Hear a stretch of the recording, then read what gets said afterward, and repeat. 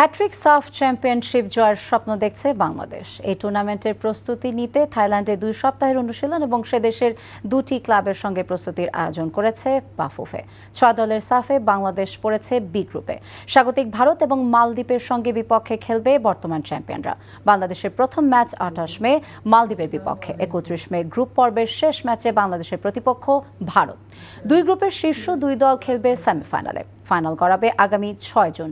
পারফরমেন্সের জন্য বাদ পড়েছেন মিডফিল্ডার স্বপ্না রানী এবং মুনকি আক্তার। ইনজুরির জন্য এই দলে নেই নবী রণ। অস্ট্রেলিয়ায় খেলা সুইডেন প্রবাসী আনিকাও আছেন দলে। আমরা আরো সেই প্রস্তুতি নিয়ে যাব যাতে ইন্ডিয়াকে আমরা হারাতে পারি।